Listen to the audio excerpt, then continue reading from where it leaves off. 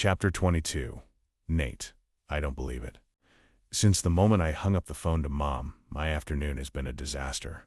First, the cab dropped me at the wrong pub, and I only realized when I called Remy, as he was nowhere to be seen. Then it rained, and I had to do a 10-minute walk to the correct pub, so I arrived with a minute to spare. Of course, I didn't have an umbrella. Why would I need one if I was getting a cab? So I turned up damp, slightly sweaty, and late. And now I'm sitting opposite this girl who won't stop talking about Love Island. It's really good. You should watch it.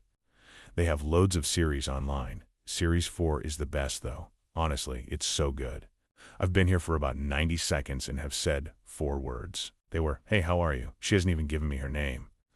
A common occurrence for me, it seems. Why am I unable to ask a girl her name? She's a redhead and petite with big shoulder pads, and even bigger eyelashes. She's cute, but I cannot gauge whether this date is going well, or if she just wants someone to listen while she talks about Love Island.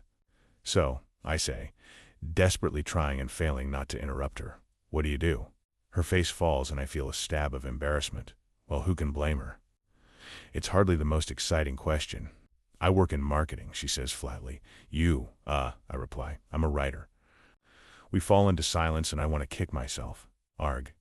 I should have just let her carry on talking about Love Island.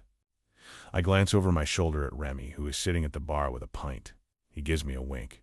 Right. Come on, Nate. You can do this. You've chatted up women before. There was even a time when you felt like you were pretty good at it. And what do you... I am interrupted by the shrill bell from behind the bar, jangling loudly. "Right," I say, as all the men around me get to their feet. "Well, it was nice to meet you."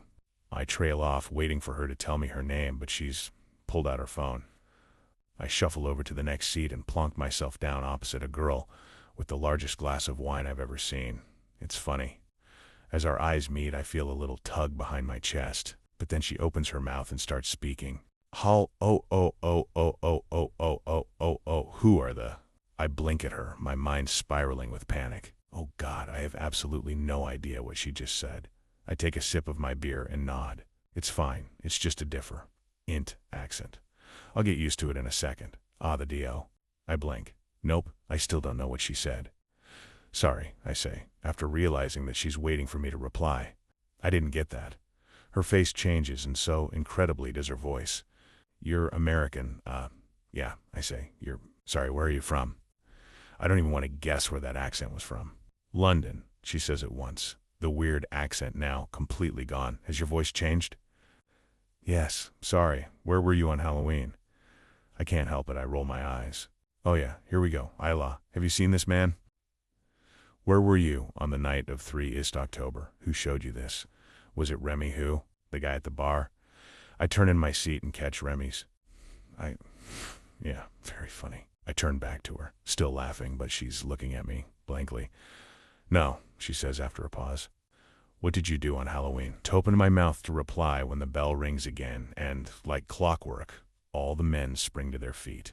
Nice to meet you, I say, but she's already pulled out her phone and is manically messaging someone. Another girl from London I met without getting her name. This is becoming a habit.